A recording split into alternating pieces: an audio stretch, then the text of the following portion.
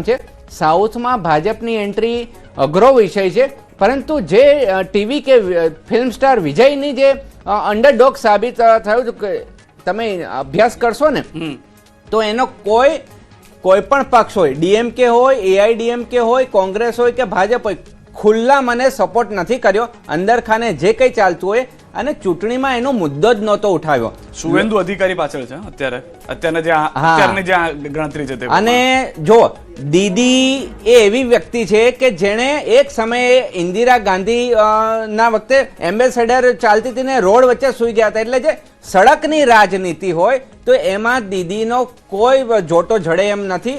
એટલે એમણે પણ હવે ઉંમરના ધ્યાનમાં લઈને કે છેલ્લી બાજી લગાવવાની હોય તો એવું છેલ્લી એડી ચોટીનું જોડ લગાવ્યું છે. અને જેમને એમના શુવેન્દુ જે અત્યારે ઓપોઝિશનના છે એમના જે વિદ્યાર્થી રહી ચૂક્યા છે, એટલે બાપ હોતા હે બેટા બેટા હોતા હે. જી, અત્યારના જે આંકડાઓ પણ જોવા મળી રહ્યા છે, વેસ્ટ બંગાળથી જે આંકડાઓ આવી રહ્યા છે તે ખૂબ જ મહત્વના તે માટે પણ છે, કારણ કે લીડ મોટી મળી રહી છે, લીડ આગળ પણ વધી રહી છે, એ યથાવત રહે જરૂરી છે. જે રીતે સિદ્ધાર્થભાઈએ પણ હાલમાં કહ્યું હતું, મમતા બેનર્જી હાલના મુખ્યમંત્રી ચોથી વખત શપથ લેશે કે નહીં એ સવાલ છે, પરંતુ તેઓ ખુદની બેઠક પરથી આગળ ચાલી રહ્યા છે. એ સૌથી મોટી વાત છે કે તમિલનાડુમાં મોટા ઉલટફેરને લઈને પણ જાણકારી મળી રહી છે. તમિલનાડુથી હવે સમાચાર કે પરિણામને લઈને ઉલટફેર જોવા મળી રહ્યો છે. તમિલનાડુની અંદર મોટા ઉલટફેર, અભિનેતા વિજયની પાર્ટી ટીવી કે 100 ની નજીક પહોંચી ગઈ છે. 100 બેઠકોની નજીક હાલમાં જોવા મળી રહી છે. ઇતિહાસ રચી શકે છે વિજયની પાર્ટી તમિલનાડુની અંદર. વિજય, જે રીતે સિદ્ધાર્થભાઈએ પહેલા પણ કહ્યું કે પહેલી વખત આવ્યા અને હવે ઇતિહાસ રચવા તરફ છે. એક પ્રતિક્રિયા આવી રહી છે, સાંભળી લઈએ. टीवी की है, अभी तक के रुझानों में टीवी के वहाँ पर बहुमत के आंकड़े को पार कर चुकी है. अब आगे जब रिजल्ट फाइनल आएंगे तब देखना होगा. अभी तक तो टीवी के आगे है. तो ये तो जो एग्जिट पोल्स में नतीजे दिखाए गए थे उसका जस्ट अपोजिट यहाँ पर देखने को मिल रहा है. डीएमके को बढ़त मिलती हुई दिखाई गई थी, पर यहाँ पर तलपति विजय की जो पार्टी है टीवी के, वो यहाँ पे बढ़त में दिख रही है मुझे.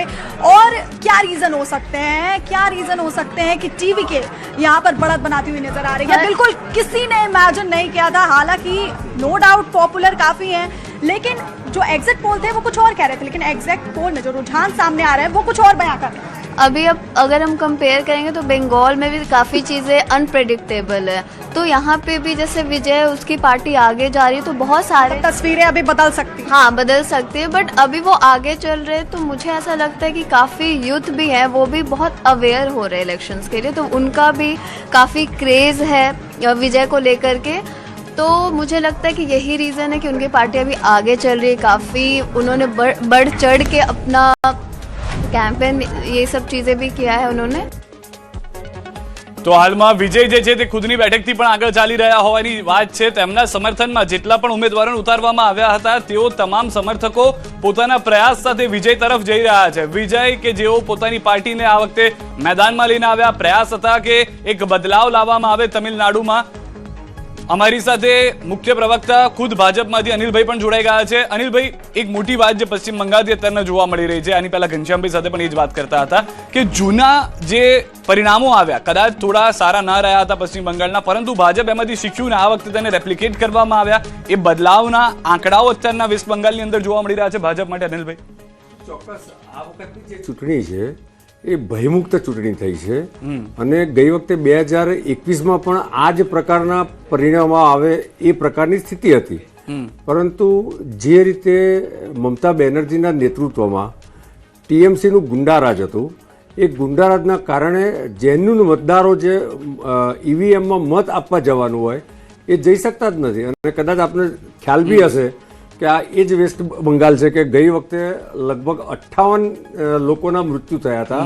પોસ્ટ પોલ બી થયા હતા અને પ્રી પોલ બી ગણીએ તો ત્યાં જે પ્રકારનું જબરજસ્ત ભયાનક વાતાવરણ છે, જે કાર્યકર્તાઓ ત્યાં કેનવાસિંગમાં પણ ગયા છે આખા દેશમાંથી ક્યારેક ચૂંટણી પહેલાં, તો એ લોકોને પણ બહાર ના નીકળી શકે એ પ્રકારની પરિસ્થિતિનું ત્યાં નિર્માણ થયેલું હતું. હું ચૂંટણી પંચને અભિનંદન આપું છું કે એમણે જે પ્રકારની વ્યવસ્થા ગોઠવી, એક લોકશાહીને છાજે એ રીતે ભયમુક્ત ચૂંટણી કરવા માટેની જે વ્યવસ્થા ગોઠવી, એ જ એનું કારણ છે કે આજે ત્યાંનો બધો મતદાર એ મત આપવા આવ્યો.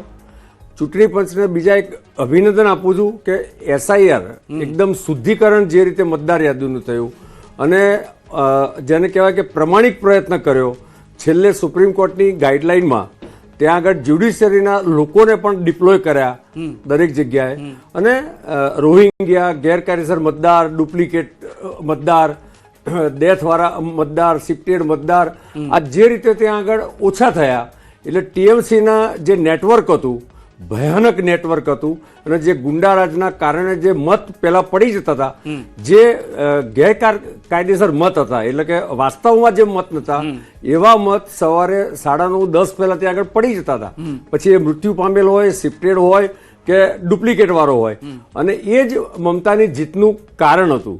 મને લાગે છે કે ઇતિહાસમાં, ભારત દેશના ઇતિહાસમાં આઝાદી પછી કોઈ એક આ પ્રકારે અત્યાચારી મુખ્યમંત્રી, હું કદાચ આ શબ્દ થોડો કડક લાગશે, પરંતુ મેં એના ઘણા બનાવો અને ઉદાહરણો 21માં પણ મેં સાંભળ્યા છે, ઇવન 24માં પણ સાંભળ્યા છે. અને જે રીતનું વાતાવરણ, ભયનું વાતાવરણ, કદાચ મારી રાજનીતિક જીવનમાં 45-50 વર્ષમાં આખા દેશમાં ક્યાંય આવું થયું હોય વાતાવરણ, એવું મેં ક્યાંય જોયું નથી. એવું વાતાવરણ હતું. એમાં ચૂંટણી પંચે જે કમ્પ્લીટ પારદર્શિતાથી ત્યાં આગળ ચૂંટણીનું સંચાલન કર્યું એ કારણ છે. ઇવન આપણે તમે જુઓ કે પરમ દિવસે મમતા બેનર્જી ત્યાં સ્ટ્રોંગ રૂમમાં જઈને બેસી ગયા, ડ્રામા કર્યો, બધા એમના ગુંડાઓને સૂચના આપી કે તમે દરેક જણા સ્ટ્રોંગ રૂમ જ્યાં લોક છે. 1 મિનિટ માટે રોકી રહ્યું છું, કેમ કે આપના માટે સારા સમાચાર. વેસ્ટ બંગાળથી ભાજપ જે છે તે એક મેજિકલ ફિગર તરફ જતી જોવા મળી રહી છે. 146 બેઠક ઉપર ભાજપા આગળ ચાલી રહી છે, ટીએમસી હજી 104 ઉપર જ આગળ ચાલી રહી છે. તો વેસ્ટ બંગાળથી મોટા સમાચાર હાલમાં મળી રહ્યા છે કે જેની અંદર ભાજપ જે છે તે બહુમત તરફ 293 બેઠકોમાંથી 147 બેઠક જે છે તે ભાજપા મેળવી ચૂક્યું છે. એટલે અહીંયા મેજિકલ ફિગર જે છે તે પણ પ્રાપ્ત થતો જોવા મળી રહ્યો છે. સૌથી મોટા સમાચાર એ છે કે હજી પણ જે તૃણમૂલ કોંગ્રેસ છે, ટીએમસી છે, મમતા બેનર્જીની પાર્ટી છે, તે 110 સુધી પણ નથી પહોંચી રહી. અહીંયા આગળ ભાજપ સતત પોતાની લીડ વધારતું રહ્યું છે આ બેઠકો પર. જે આંકડાઓ આવી રહ્યા છે, નો ડાઉટ કે જે રીતે સિદ્ધાર્થભાઈ પણ પહેલા કીધું કે હજી આ અલગ અલગ વલણો છે, કદાચ ચિત્ર બદલાઈ પણ શકે, પરંતુ જે લીડ છે તે હજી અહીંયા પણ ટીએમસી કાપતું જોવા નથી મળી રહ્યું. કોઈ એવો મોટો બદલાવ ટીએમસી તરફથી નથી આવી રહ્યો. આ એસેમ્બલીનો જે આંકડો છે તે પણ ટીવી સ્ક્રીન ઉપર આપ જોઈ રહ્યા છો કે અહીંયા આગળ કંઈક આવું ચિત્ર બંગાળની અંદર જોવા મળી શકે છે કે જેમાં એક તરફ ખૂણામાં ટીએમસી આવી ગયું છે, મધ્યમાં એટલે કે સરકાર બનાવતી બીજેપી જોવા મળી શકે છે, લેફ્ટ અને કોંગ્રેસનું ચિત્ર ફરી એક વખત વેસ્ટ બંગાળમાં જે રીતે ભૂતકાળમાં પણ જોયું છે તે રીતે અત્યારના પણ સાફ થતું જોવા મળી રહ્યું છે. બે મુખ્ય પાર્ટી માની લઈએ તો બે મુખ્ય પાર્ટી આ વખતે વિરોધ પક્ષમાં મમતા બેનર્જીને બેસવું પડે તેવું હાલમાં આંકડાઓ જણાવી રહ્યા છે. 147 બેઠક એ જાદુઈ આંકડો અત્યારના ભાજપ પોતાની તરફ મેળવી લીધો છે. બહુમત બનતું અહીંયા આગળ જોવા મળી રહ્યું છે. હજી આ વલણો છે, પરિણામ બદલાશે. અનિલભાઈ ખૂબ જ ખુશ હશે, કારણ કે જે રીતે તેઓએ પણ કહ્યું કે જે તેઓએ પરિશ્રમ કર્યો છે અને કદાચ એ જ પારસમણી તરીકે બંગાળમાં જોવા મળી રહ્યું છે. એક ક્વિક રિએક્શન સિદ્ધાર્થભાઈ આપનું પણ લઈ લઈએ. દરેક ગુજરાતી જેટલા પણ લોકોને હું મળતો હતો, બહાર જતો હતો, એ લોકોને ઇન્ટરેસ્ટ ઉમરેઠની સાથે સાથે એમાં પણ હતો કે બંગાળમાં કોણ જીતે છે. કદાચ એ ઇફેક્ટ પણ ત્યાં આગળ જોવા મળતી હતી, ટ્રેનો પણ દોડી હતી અહીંયાથી. એ વાત સાચી છે કે સુરતમાંથી CR પાટીલ સાહેબના પ્રયત્નો થકી અને ભાજપાના પ્રયત્નો થકી ટ્રેનો ભરી ભરી અને બંગાળમાં વોટ કરવા ગયા હતા. કારણ કે મૂળ પ્રશ્ન એ હતો કે આપણે ગુજરાતીઓ છે ને પ્રવાસ બહુ કરતા હોય, બંગાળના લોકો અહીંયા જે કામ કરવા આવે છે એ લોકો કહેતા હતા હમે બહુત વહાં પે તકલીફ હે. એ તકલીફ એટલે એ વખતે પણ એમને ઠાસીને ભર્યું કે આ વખતે કંઈક સત્તા પરિવર્તન જોઈએ, નહીતર કોને બીજા પ્રદેશમાં આવું ગમે. મારી રોજીરોટી જે બંગાળમાં થતી હોય, છેક બંગાળા છોડીને ગુજરાત આવવું પડતું હોય, એટલે એની પરિસ્થિતિ આપણે સમજી શકીએ. બીજો મુદ્દો એ હતો કે છેલ્લા જે બાંગ્લાદેશમાં ઘટનાઓ ઘટી હતી એની ડાયરેક્ટ અસર બંગાળના આપણા જે સનાતનીઓ છે એની ઉપર મેન્ટલી એક અસર થઈ હોય કે ભાઈ આ વખતે કંઈક આપણે મતદાન મથક ઉપર જવું પડે, નહીતર શું પ્રોબ્લેમ થતો હતો કે મતદાન મથક ઉપર લઘુમતી લોકો ઠાસીને મત આપતા હતા. એટલા કારણે મમતા દીદી આવતી હતી. પણ આ વખતે જે વોટિંગ અબકી બાર 90 પાર, એટલે એ જે ઘરમાં રહેતા હતા એ લોકો પણ બહાર આવ્યા અને એમને મેજોરિટીથી એમણે પણ ખોબલે જે તે પક્ષને મત આપ્યા. એટલે આપણને આ પરિસ્થિતિ દેખાઈ રહી છે. સાથે સાથે જે રેવડી કલ્ચર હતું તો એ રેવડી કલ્ચરમાં મમતા દીદીનું ચાલ્યું નથી એવું આપણે કહી શકાય. અને એમણે ભારતીય જનતા પાર્ટી સુરક્ષાને મત આપ્યો છે એ ચોખ્ખું દેખાય છે. રીનાબેન પણ અમારી સાથે જોડાયેલા છે. રીનાબેન, અહીંયાથી આપણી પશ્ચિમ બંગાળને લઈને પણ એ જ આપની પાસેથી જાણવું છે કે જે ચિત્ર જોવા મળ્યું હતું અત્યારના જે બીજેપીનો વાઘ છે 146 ચાલી રહ્યો છે આગળ, અને જે રીતની પરિસ્થિતિ પણ જોવા મળી રહી છે, મહિલાઓને પણ કેન્દ્રિત કરવામાં આવ્યા હતા, એ બધી ઇફેક્ટ પણ અહીંયા જોવા મળી. કેમ કે કેટલીક વાયરલ બાઇટ્સ આવી હતી કે જેઓ કહેતા હતા કે અમે હિન્દુ છીએ, અમે કેમ જય હિન્દ ના બોલીએ, અમારે કેમ જય શ્રી રામ ના બોલવું હોય. તો આ બધા મુદ્દા પણ બંગાળમાં અસર કરી ગયા લાગે છે તમને? બિલકુલ સાચી વાત છે. તમે જો કે હુમાયુ કબીરે તમે જુઓ કે મુર્શિદાબાદમાં તમે જો કે બાબરી બનાવવાનું એલાન કર્યું ત્યારનું તમે જુઓ કે એક પ્રકારનું કહી શકાય કે ક્યાંક હિન્દુત્વ વિશેનું એક વલણ એમનું વધ્યું હતું, ને ભાજપા તમે જુઓ કે હિન્દુત્વ લઈને જ અહીંયા આવી હતી. કેમ કે અહીંયા તમે જુઓ કે મુસ્લિમ રિલેટેડ સ્ટુડિયો સેક્યુલરિસ્ટ ભયંકર પદે ચાલતું હતું. એક તો હિંસા તો હતી જ ઓલરેડી, અને એમાં પણ તમે જો કે મુસ્લિમ મતદારોને અંકે કરવા માટે છેલ્લી કક્ષાની રાજનીતિ ચલાવવામાં આવતી હતી. જય શ્રીરામ બોલવું પણ તમે જો કે ત્યાં કંઈક ને કંઈક પ્રકારે એવું કરાતું જાણે ગુનો હોય. એટલે મમતા દીદી ખુલીને તમે જો કે હિન્દુઓના વિરોધમાં ક્યાંક હતા. એક વાત તો એ હતી. બીજી વસ્તુ કે મહિલાઓને આપે જે વાત કરી કે મહિલાઓને આપી, પરંતુ આ વખતે તમે જો કે ક્યાંક ને ક્યાંક મોદીજીની અસર ઘણી હતી. મોદીજીએ ચૂંટણી રેલીઓ ત્યાં કરી છે. આમ તો એવું જોવા મળતું કે એક કોઈ પણ રાજ્યમાં જ્યારે ઇલેક્શન સભાઓ યોજે ત્યારે સાંજે દિલ્હી પરત જતા, પરંતુ અહીંયા તે રહ્યા હતા. અને તમે જો કે ઉત્તર કોલકાતાની જે સાંકડી ગલીઓ હોય, હુગલી અને હાવડામાં પણ તમે જો કે એમણે રેલીઓ કરેલી, અને મેક્સિમમ જે મમતા દીદીએ જે વલણ અપનાવેલું કે તમે જ્યારે કોઈ પણ ઉમેદવારને મત આપો છો ત્યારે મને આપો છો એવું સમજવાનું. તો મોદીજીએ પણ એમ કહ્યું કે દરેક સીટ પર હું અહીંયા હાજર છું. એટલે મોદી ઇફેક્ટ આ પ્રકારે ક્યાંક ને ક્યાંક કહી શકાય કે લોકો પર લાગુ પડ્યો, અને લોકોને ખ્યાલ આવવા મળે કે ખરેખર એમના પ્રશ્નો અસ્મિતાને લઈને જે ઉઠાવવામાં આવે છે તો પ્રશ્નોનું સમાધાન તો નથી. તમે બંગાળી અસ્મિતાની દુહાઈ આપો છો, તમે ભાત અને માછલીને મહત્વ આપો છો, લાઈફસ્ટાઈલને મહત્વ આપો છો. બંગાળીઓ આપણે કરતા કહી શકાય કે બહુ જ અલગ છે. અને મોદી જે એટલે હિન્દુત્વ, બીજી વસ્તુ કે ગુજરાતી એટલે નોનવેજ પણ તમારું છીનવાઈ જશે. આ બધા મુદ્દા એ પ્રકારે ચાલ્યા તમે જુઓ તો, અને એની અસર મોદીજીએ જે રેલીઓ કરી, અમિત શાહ પણ તમે જો કે ત્યાં ઘણું ડેડિકેટ થઈને રહ્યા, એ બધી વસ્તુની ક્યાંક ને ક્યાંક અસર થઈ છે. અનિલભાઈ, મોટી વાત એ હતી કે બંગાળની અંદર જે રીતે તમે સરની તો વાત કરી, પરંતુ એવી એક પરિસ્થિતિ પણ સર્જાઈ હતી કે જ્યાં બાંગ્લાદેશથી લોકો આવી રહ્યા છે, જેને એવું પ્રાયોરિટી આપવામાં આવતી કે તમે હિન્દુ અથવા તો ઇન્ડિયન્સ જે છે એની કરતા વધારે છો, અને એ ઇફેક્ટ પણ અહીંયા જોવા મળી. કેમ કે આપણે પણ ગુજરાતમાંથી જોતા હતા, જે સિદ્ધાર્થભાઈ કીધું કે સુરતમાંથી બાંગ્લાદેશીઓ પકડાતા હોય કે જેઓ બંગાળથી આવ્યા હોય, એના આધારને બધું ત્યાં ખોટું બનતું હોય. આ બધા મુદ્દા પણ ત્યાં આગળ ચાલી ગયા, લોકો સમર્થન કરી રહ્યા છે બીજેપીને. જો કુલ મળીને લોકો જે સમર્થન કરી રહ્યા છે એ વિકાસને સમર્થન કરી રહ્યા છે. આમાં ક્યુમ્યુલેટિવ ઇફેક્ટ છે. એક તરફ જે હકારાત્મક નરેન્દ્રભાઈની જે રાજનીતિ છે અને જે રિપોર્ટ કાર્ડની જે સંસ્કૃતિ છે, એના આધારે દેશના જુદા જુદા રાજ્યોમાં જે વેસ્ટ બેંગાલના શ્રમિકો, ઓફિસરો, ત્યાંના નાગરિકો જુદા જુદા રાજ્યોમાં રહે છે, એનું જ્યાં ભાજપાનું શાસન છે ત્યાંનું જે પરસેપ્શન હતું, એ પરસેપ્શનના કારણે એ લોકોને મત આપવા માટે પ્રેર્યા. મેં કેટલાય ક્લિપિંગ જુદી જુદી ચેનલોમાં હું જોતો હતો. તમને આશ્ચર્ય થશે કે કેરાલા અને તામિલનાડુથી પણ લોકો મત આપવા માટે વેસ્ટ બેંગાલ ગયા હતા. સ્વયંભૂ લગભગ 90% લોકો સ્વયંભૂ ગયા છે.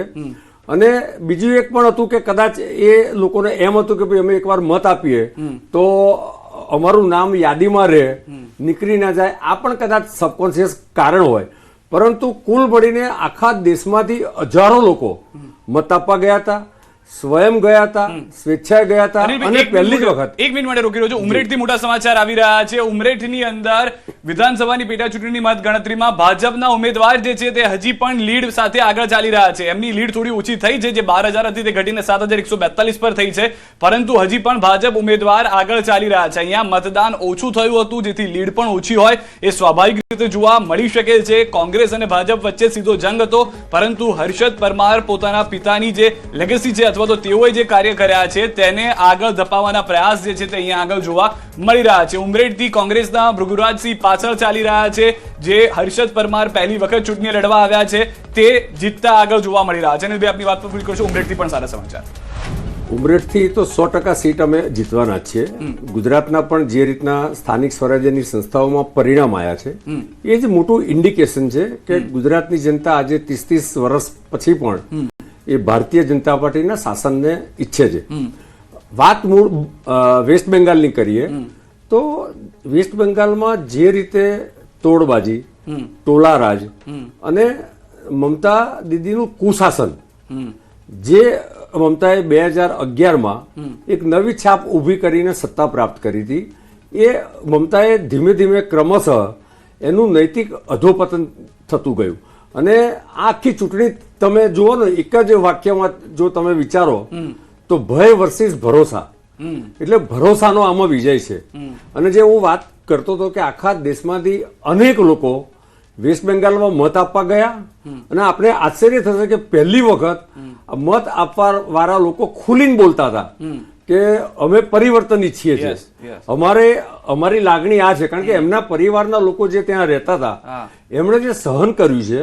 અને લગભગ હું તમને કહું, ગ્રામ પંચાયતની જયારે ચૂંટણીઓ થઈ લગભગ 2019ની આસપાસ, ત્યારે 80 લોકોના મૃત્યુ થયા હતા, લગભગ 50 થી 60 લોકોના ઘર સળગાવી દેવામાં આવ્યા હતા.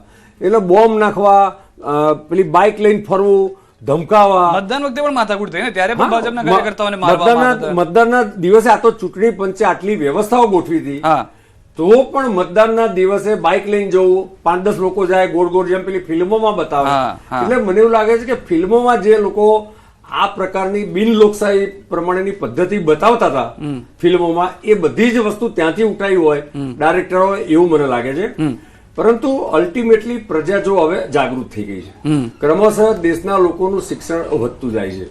આપના જેવા માધ્યમો દ્વારા પણ જે સાચી વસ્તુઓ છે એ બતાવવામાં આવે છે માધ્યમો દ્વારા. તો પોલિટિકલી આજે દેશના લોકો ખૂબ જાગૃત થઈ ગયા છે.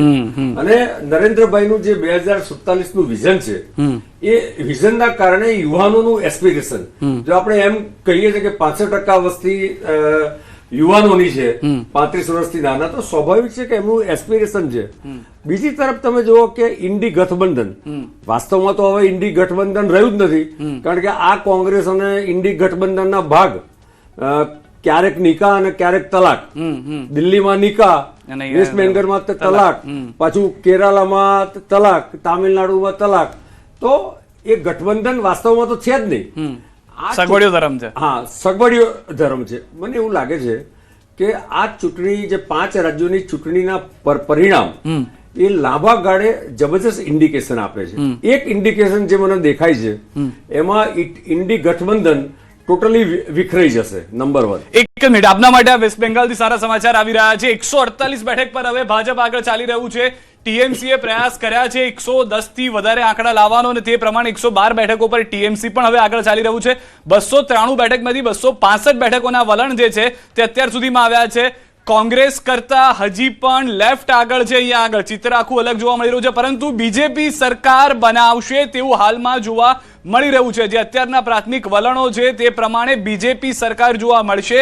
મમતા બેનર્જી આ વખતે મુખ્યમંત્રી પદના શપથ ન લે, વિપક્ષમાં બેસવું પડે, વિપક્ષના નેતા બને છે કે કેમ એ પણ એક સવાલ છે. પરંતુ અત્યારનું જે ચિત્ર છે, 150 ને પાર થવાનો બીજેપીનો વેસ્ટ બેંગાલનો આ આંકડો જે છે તે અમે આપને બતાવી રહ્યા છે. 150 નોટ આઉટ બીજેપી જોવા મળી રહી છે. અનિલભાઈ સાથે વાત કરતા સિદ્ધાર્થભાઈ, ટૂંકમાં આપની પણ એ પ્રતિક્રિયા લેવી છે. પશ્ચિમ બંગાળનો મુદ્દો અલગ અલગ મુદ્દાની સાથે સાથે આગળ ચાલ્યો હતો, અને એમાં પશ્ચિમ બંગાળની અંદર આ વખતે એક સૌથી મોટી વાત જે કરી હતી કે ભયથી મુક્ત થવાનું છે અને રાષ્ટ્રવાદ તરફ જવાનું છે. ટૂંકમાં એ જોવા મળ્યું મુદ્દો. 100% એ મુદ્દો ધ્યાનમાં આવ્યા છે, કારણ કે જ્યારે ચૂંટણી ઢંઢેરા જોઈએ છે ને, તો આસામ અને બંગાળના ચૂંટણી ઢંઢેરા જુઓ, અને તમિલનાડુ અને કેરલાના અને પુડુચેરીના ચૂંટણી ઢંઢેરા જુઓ, તો એ બધામાં આસમાન જમીનનો ફરક હતો.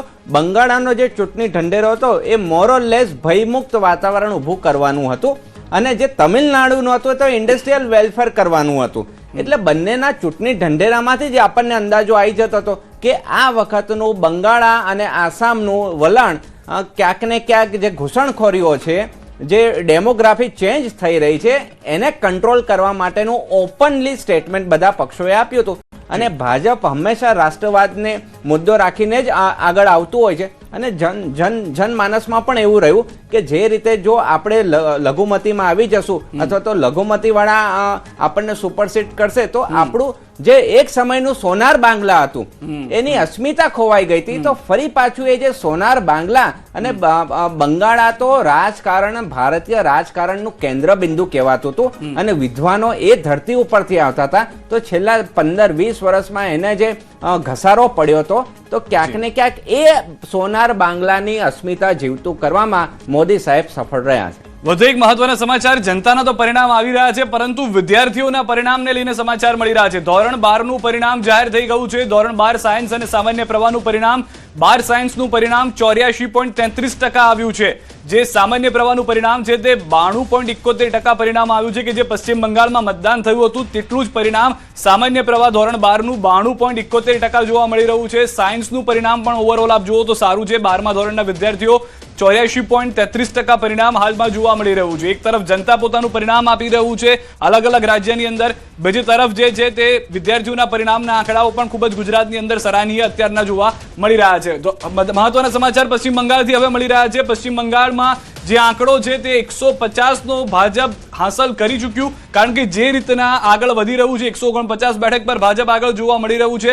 293 માંથી 266 બેઠકોના વલણ જે છે તે જોવા મળી રહ્યા છે. અને ગુજરાત હોય કે દેશના અન્ય કોઈ ખૂણા હોય, ભલે તમિલનાડુ કે આસામની અંદર પણ ચૂંટણી ચાલતી હતી, પોતાના રાજ્યની સાથે સાથે તમામ લોકોની નજર વેસ્ટ બેંગાલ પર હતી કે આ વખતે વેસ્ટ બંગાળમાં શું થવાનું છે, શું આ વખતે વિકાસનો મુદ્દો જોવા મળી શકે છે. અનિલભાઈ પાસેથી પણ ટૂંકમાં પ્રતિક્રિયા. અનિલભાઈ, ઘણા લોકો જે આપણા વેપારીઓ પણ ત્યાં જતા હોય છે, તો બીજા લોકો સાથે મારી વાતચીત થતી હતી. આપને જણાવી દઈએ કે તમામ જે આંકડાઓ છે એક બાદ એક સામે આવી રહ્યા છે. અમારા સંવાદદાતા, અમારા સહયોગીઓ સતત જોડાયેલા છે કે જે સચોટ અને વિશ્વસનીય પરિણામ આપના સુધી પહોંચાડી રહ્યા છે. પરંતુ અહીંયા જે આંકડા સામે આવી રહ્યા છે તે ચોંકાવનારા છે. ક્યાંક જે સ્ટેટ છે ત્યાં કાંટાની ટક્કર જોવા મળી રહી છે. પશ્ચિમ બંગાળમાં અહીંયા અત્યારે બીજેપી આગળ છે. એ સિવાય જો વાત કરવામાં આવે તો આસામમાં પણ બીજેપીને અહીંયા સ્પષ્ટ બહુમતી મળી છે. નરેશભાઈ પાસે જઈએ. નરેશભાઈ, અહીંયા ગઠબંધનની વાત હતી, કારણ કે જો 5 રાજ્યની વિધાનસભા ચૂંટણીની વાત આવે તો અહીંયા ગઠબંધન સૌથી વધારે અસર કરતું હોય છે. શું લાગે છે, કોઈ પણ જે મેઇન પાર્ટી છે, બીજેપી હોય કે કોંગ્રેસ હોય, જો અન્ય પાર્ટી સાથે તેઓ ગઠબંધન કરે છે તો જી હજૂરી કરવાની જે ટેવ હોય કે જે પાર્ટીની આદત હોય એ ડૂબાડે છે? નહીં, ગઠબંધન મુખ્યત્વે શું હોય છે, બંને પક્ષોની મજબૂરી હોય છે. તમે જો ગઠબંધન કરવા માટેની બંનેની ગણતરી હોય છે, બંનેને સત્તા જ મેળવવી છે. તો માની લો કે કોઈ પાર્ટી છે, માની લો કે તમે તમિલનાડુની વાત કરો તો ત્યાં એઆઈડીએમકે જે છે એ ગઠબંધન ભાજપને સાથે શા માટે લેવા માંગે છે? એને ખબર છે કે એકલા હાથે લડી શકે એમ નથી. સેન્ટ્રલમાં બીજેપી છે અને બીજેપી આવશે તો એની યોજનાઓ, એનો ફાયદો, એનો ફોર્સ, એનો આપણને લાભ મળશે. તો ગઠબંધન હંમેશા તમે એ રીતે જુઓ કે બંનેની મજબૂરીની વાત છે. તો એમાં ક્યારેક એવું પણ બને કે નાના ભાઈને મોટાનો લાભ મળે ને મોટાને નાનાનો લાભ મળે. એ પરિણામો ઉપર આધાર રાખે છે. તમે જો કેરળની અંદર કોંગ્રેસને લાભ મળે છે, ડીએમકે સાથે કોંગ્રેસ જોડાયેલી છે તો ત્યાં એને લાભ મળે છે. ત્યાં એમને મુશ્કેલી નથી, એટલા માટે કે એમ કહી શકે ત્યાં અમારી સરકાર છે કે ગઠબંધન સાથે છે, એટલા માટે કહી શકે. એટલે અને સાઉથમાં તો ભાજપે એ પ્રાદેશિક પાર્ટી સાથે જોડાણ કરવું અત્યાર સુધી અનિવાર્ય બન્યું છે. જ્યાં સુધી વોટ શેર વધશે, ધીરે ધીરે એનો પ્રચાર પ્રસાર. એટલે જ પહેલા તો તમને આશ્ચર્ય થશે કે ભાજપને ઉત્તર ભારતની પાર્ટી તરીકે ઓળખવામાં આવતી હતી. દક્ષિણમાં ક્યાંય તમને પોસ્ટર ન જોવા મળે. હું પોતે 15 વર્ષ સુધી સાઉથમાં રહ્યો છું, હૈદરાબાદમાં રહ્યો છું. મેં આ બધી કેટલી બધી ઇલેક્શન્સ જોઈ છે. આ કેસીઆરનું ઇલેક્શન જોયું છે, ચંદ્રાબાબુનું જોયું છે, બરોબર, એ બધી ખબર છે. તેલંગાના, આંધ્ર બેને જુદા પડતા જોયા છે, 2 સ્ટેટ બનેલા જોયેલા છે મેં. તો એ સ્થિતિમાં ત્યાંનો જે પ્રાદેશિકવાદ છે એ તમે મિટાવી શકો એમ નથી. બીજું એક એ છે કે આખા દેશમાં કોઈ પણ મોટી ઘટના બને ને તો એની અસર બાકીના બધા ઉત્તર ભારતમાં